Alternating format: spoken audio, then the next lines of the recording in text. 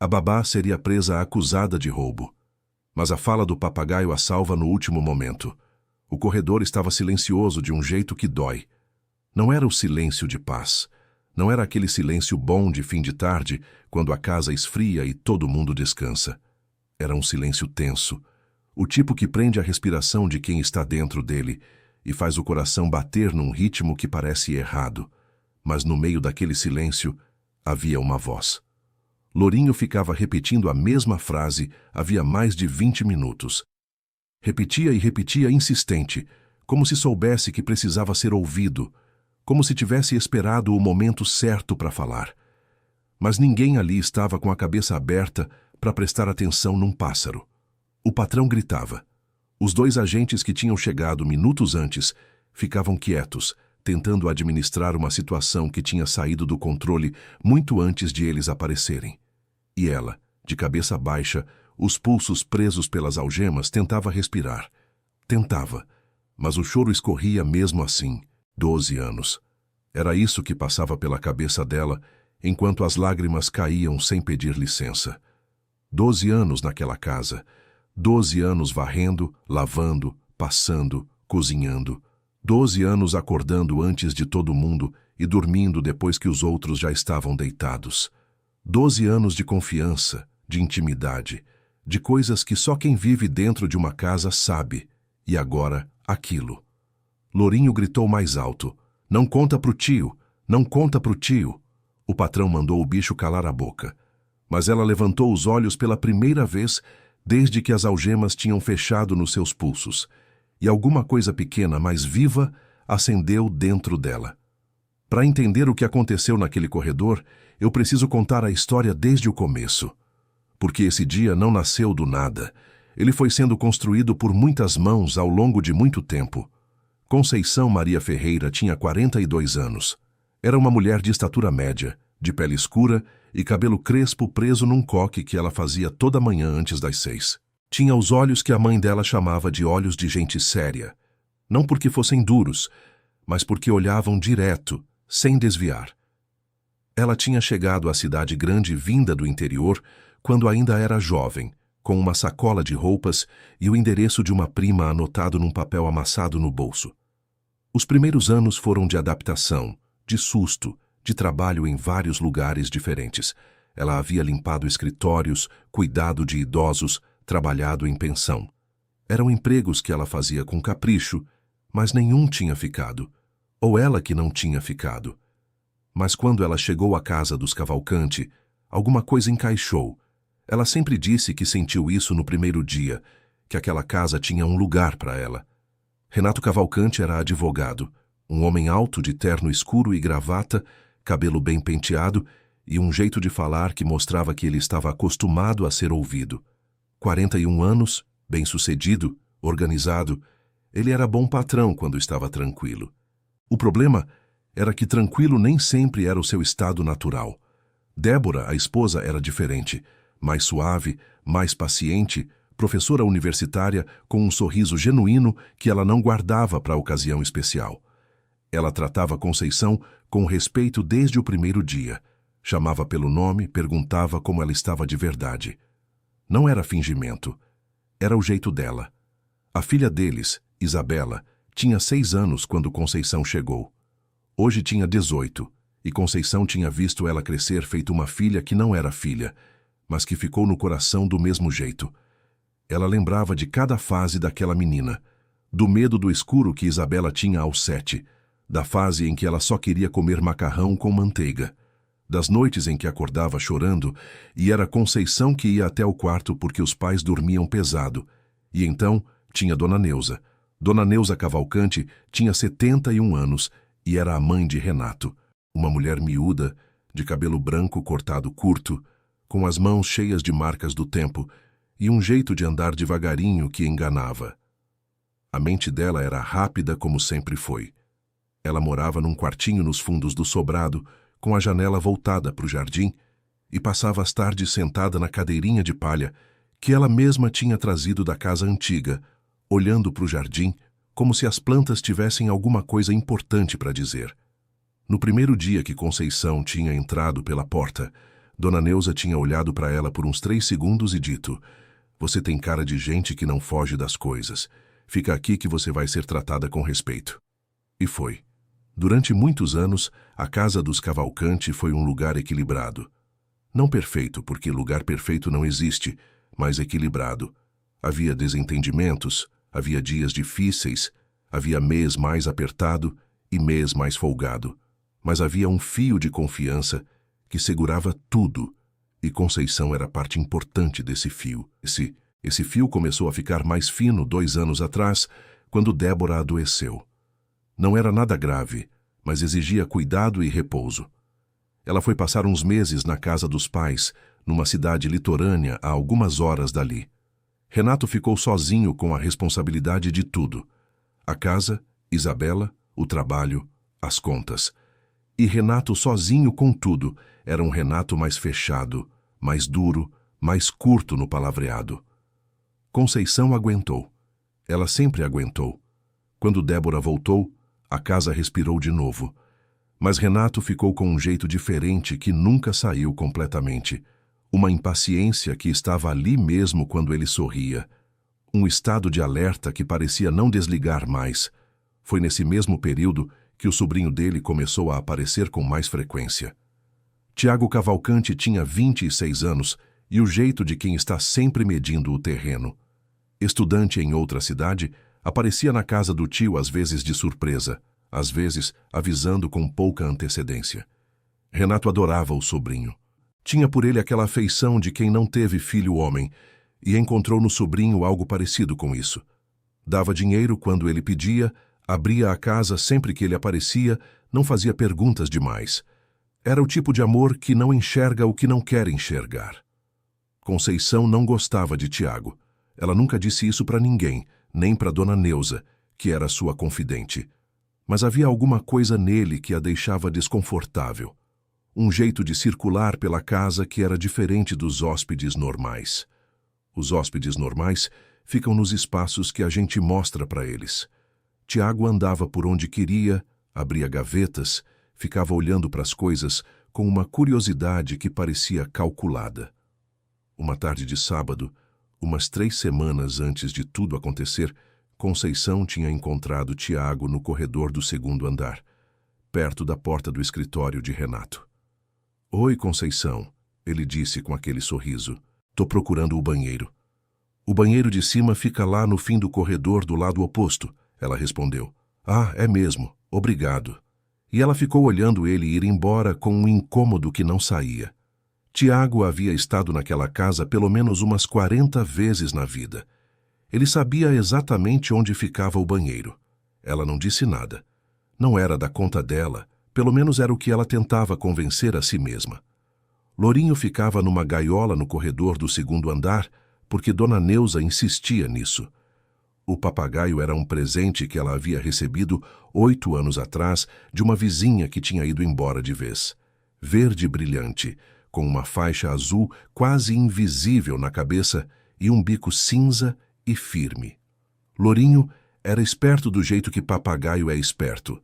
Absorvia tudo que estava no ar, sem filtro, sem intenção, sem saber o peso daquilo que guardava. Dona Neuza conversava com ele todo dia. Conceição também.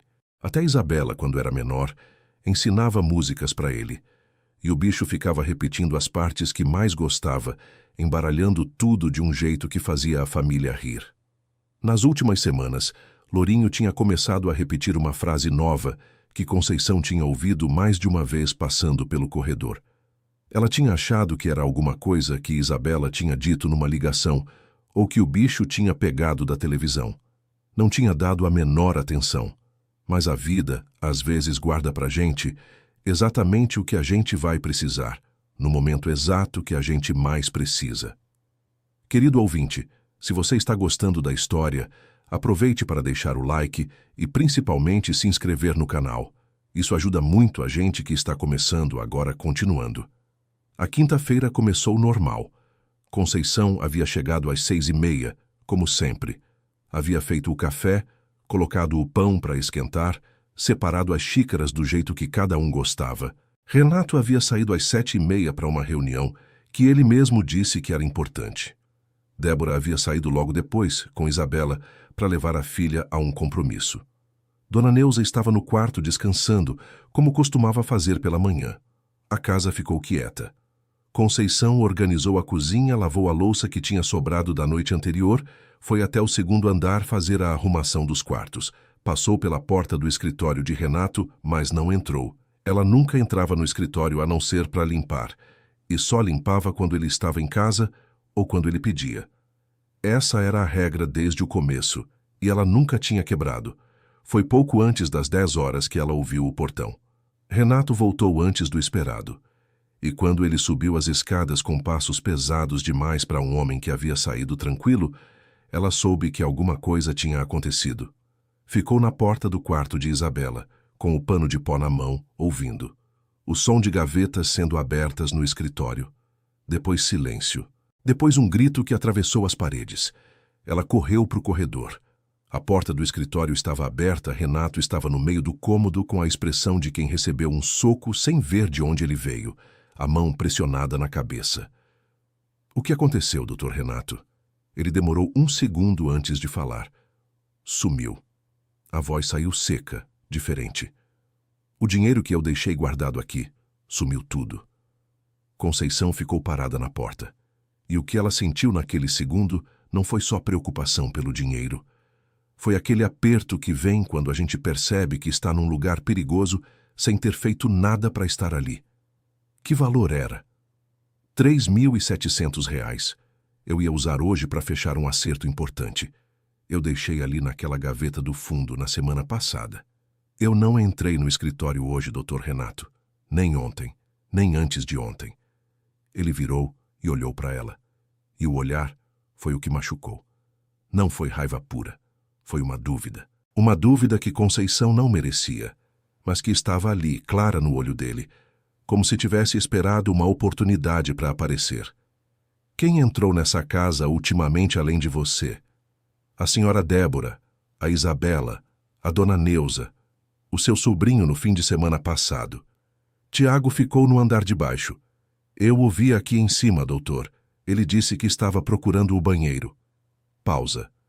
Curta, mas pesada como chumbo. Você tem certeza disso? Tenho sim, doutor. Eu tenho certeza. Mas a semente da desconfiança já estava plantada.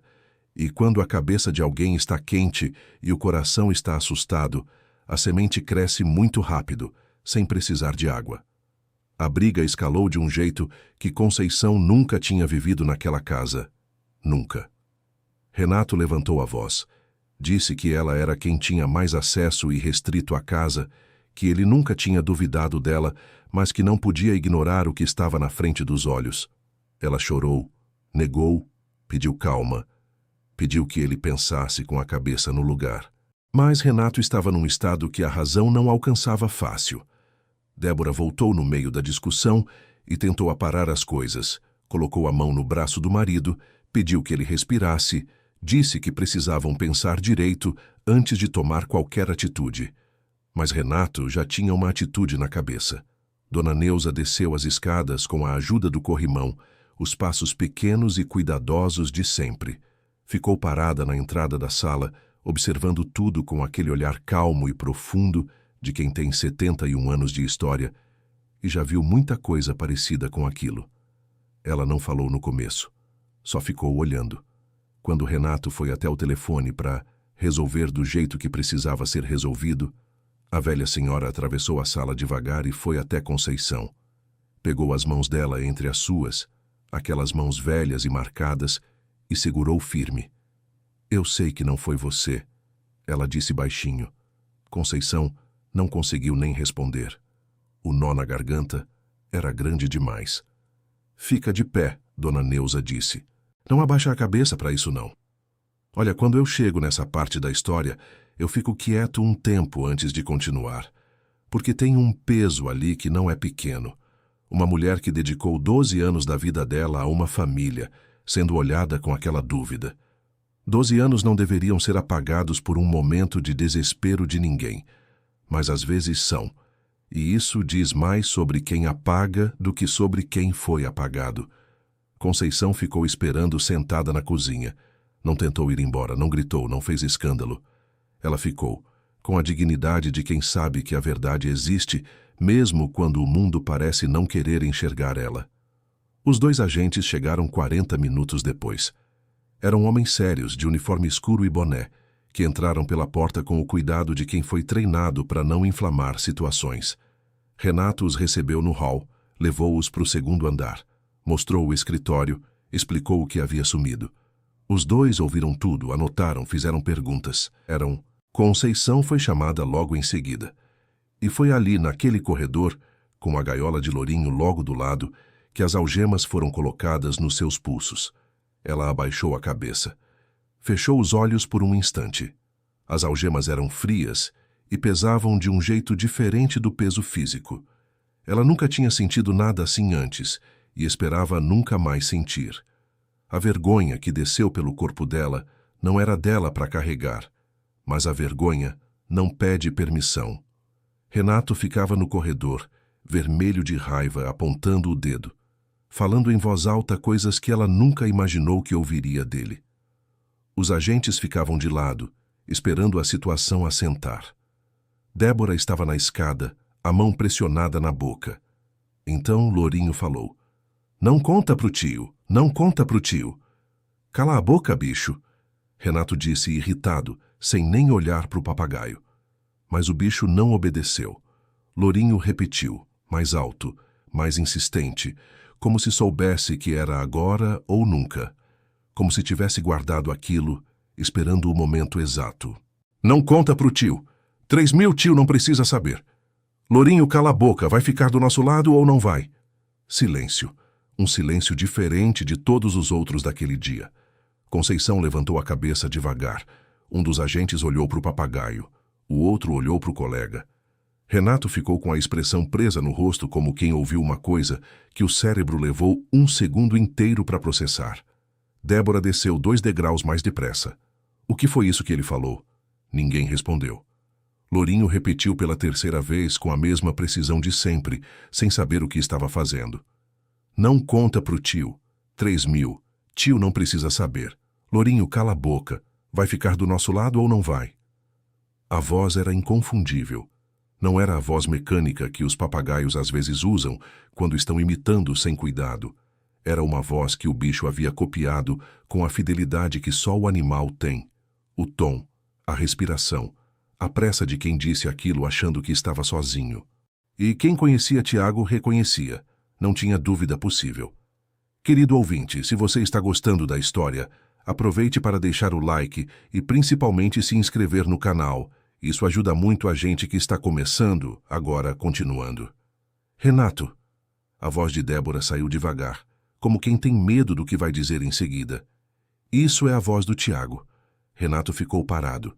"Renato," ela disse de novo. Ele virou e foi até a janela do corredor. Ficou de costas para todo mundo por um tempo que pareceu longo demais. Ninguém falou. O único som era o vento lá fora e, de vez em quando, o papagaio se mexendo na gaiola. Um dos agentes se aproximou de Conceição com um gesto calmo e retirou as algemas. "A senhora pode ficar aqui por enquanto," ele disse baixinho. Conceição ficou parada onde estava. Não saiu do lugar, não falou nada. Ficou.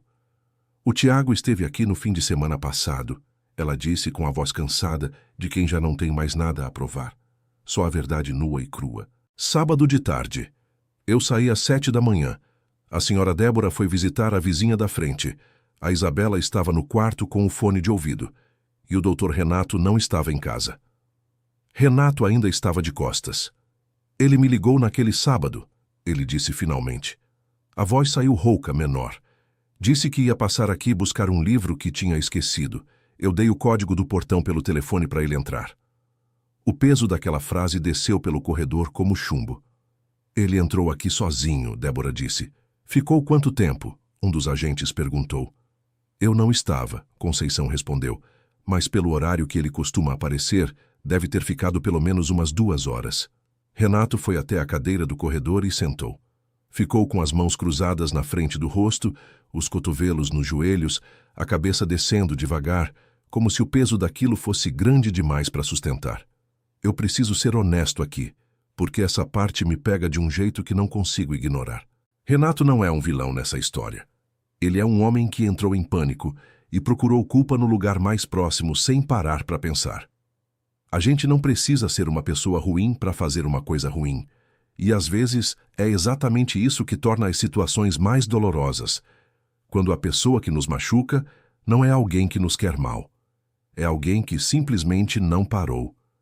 Mas Conceição, ali, com as marcas das algemas nos pulsos, sabia que a dor era a mesma independente da intenção de quem causou. Os dois agentes ficaram mais um tempo, anotaram o que precisavam anotar, conversaram brevemente com Renato sobre os próximos passos e foram embora. A situação tinha mudado. Todos ali sabiam disso, mesmo que ninguém soubesse ainda como continuar. A casa ficou quieta de um jeito diferente depois que eles saíram. Isabela tinha voltado enquanto tudo ainda estava acontecendo e ficara parada na escada, sem entender direito o que era, os olhos grandes e assustados. Débora foi até ela e levou-a para dentro do quarto. Renato ficou no escritório com a porta fechada, e Conceição foi até a cozinha. Dona Neuza apareceu logo atrás dela, os passos curtos e cuidadosos. Sentou do lado, pegou a mão de Conceição entre as suas, sem dizer nada. Eram duas mulheres, cada uma com o seu peso, compartilhando o silêncio de um dia que tinha sido longo demais. "Você vai ficar?" A velha senhora perguntou por fim, com aquela honestidade tranquila de quem não tem mais tempo para rodeios.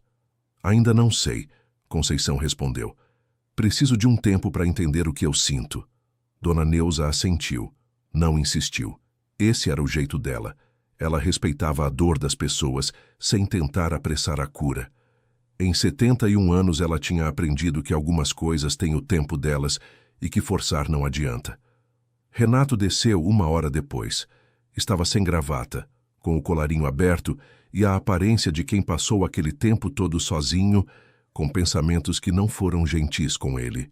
Ficou parado na entrada da cozinha, olhou para Conceição e os dois ficaram em silêncio por um momento que durou muito. "Eu errei", ele disse finalmente. A voz era rouca, como quem não estava acostumado com aquelas palavras saindo da boca dele. "Eu agi com a cabeça quente e errei. Não tinha direito de fazer o que fiz." Conceição ficou quieta. "Me perdoa." Ela ficou um tempo sem responder. Não porque não fosse perdoar, mas porque perdoar é uma coisa e esquecer é outra completamente diferente. E havia algumas coisas que ela precisava dizer primeiro, coisas que tinham ficado presas nela durante horas e que não podiam ficar mais. "Dr. Renato, eu trabalhei 12 anos aqui. 12 anos sem pegar um centavo que não fosse meu, sem entrar onde não devia, sem mexer no que não era meu, sem trair a confiança do senhor nem da senhora Débora, nem de ninguém dessa família. E quando o senhor entrou em pânico, o senhor me olhou como se eu fosse uma estranha. Como se 12 anos não significassem absolutamente nada." Renato abriu a boca e fechou de novo. "Fui salva por um papagaio", ela continuou, e a voz tremeu um pouco agora. "Se o lourinho não tivesse falado o que falou, eu estaria saindo dessa casa de um jeito que nunca em toda a minha vida imaginei que fosse sair. Com as algemas nos pulsos, depois de 12 anos. Ele não respondeu, porque não havia resposta para isso. E ele sabia. Dona Neuza olhou para o neto com os olhos calmos e sérios de quem tem 71 anos e não tem mais tempo para meias palavras. "Você vai ter que reconquistar o que você perdeu hoje, Renato, e isso vai levar tempo. Não tem atalho." Renato assentiu. Parecia menor do que era normalmente. Às vezes a consciência de um erro tem esse efeito na gente. A gente encolhe por dentro sem querer. "Eu perdoo, Dr. Renato", Conceição disse por fim, com a voz firme. "Mas o perdão não apaga o que aconteceu. Ele só abre um caminho para frente. E o que a gente vai fazer com esse caminho, a gente ainda vai ver." Renato ficou com aquilo. Nos dias que se seguiram, a situação com Tiago veio à tona dentro da família. Renato ligou para o irmão, pai do rapaz, e contou tudo. O sobrinho, confrontado pelo pai, não negou. Devolveu o dinheiro que tinha ficado guardado consigo, como se um dia fosse poder usar sem que ninguém soubesse de onde veio. e não voltou para aquela casa, ao menos não por muito tempo. Renato teve que carregar duas coisas ao mesmo tempo: a raiva e a decepção com o sobrinho que ele havia protegido como a um filho, e a vergonha de ter acusado a pessoa errada sem ao menos dar a ela o benefício de uma dúvida que ela havia construído ao longo de 12 anos. Conceição continuou trabalhando na casa dos Cavalcante. Ela ficou. Não porque as coisas fossem exatamente as mesmas, porque não eram, não voltam a ser, mas porque ela havia construído algo naquela casa ao longo de todos aqueles anos, uma história que não era só de trabalho, mas de convivência, de afeto, de presença, e ela não queria perder isso por culpa do erro de outro. As coisas foram se recompondo aos poucos. Renato foi mais cuidadoso, mais atento, mais grato nas pequenas coisas do dia a dia, não da maneira exagerada de quem quer se redimir rápido e apagar a memória do que fez, mas da maneira quieta e consistente de quem aprendeu uma lição cara e decidiu levá-la a sério. Ele nunca mais levantou a voz com ela, nunca mais olhou com aquela dúvida. Débora, por sua vez, pediu desculpas do jeito dela, que era mais silencioso e mais fundo. Ela preparou o prato favorito de Conceição numa tarde de sexta, sem dizer nada sobre o motivo, e ficou sentada na mesa da cozinha conversando com ela por quase 1 hora sobre coisas que não tinham nada a ver com o trabalho. Foi o jeito dela de dizer que Conceição importava, e Conceição entendeu. Isabela foi até ela um dia e simplesmente a abraçou. Não disse nada, só abraçou. E às vezes é o abraço que diz o que a palavra não alcança. Dona Neuza, essa seguiu sendo o que sempre foi, um porto. Ela não mudou porque não precisava mudar. Ela havia sido a única que nunca duvidou. E carregava isso com a leveza de quem fez a coisa certa e não precisa de reconhecimento para isso. E Lourinho continuou no corredor do 2º andar, verde e brilhante na gaiola, repetindo as coisas que ouvia sem saber o peso de nenhuma delas. Conceição passava por ele toda manhã. E em alguns dias, quando o cansaço pesava mais, ou quando o corredor estava quieto e ela lembrava do que tinha sentido com as algemas nos pulsos, ela parava na frente da gaiola e ficava olhando para o bicho por um momento. Lourinho olhava de volta com aqueles olhinhos redondos e pretos. "Você me salvou, sabia?" ela dizia.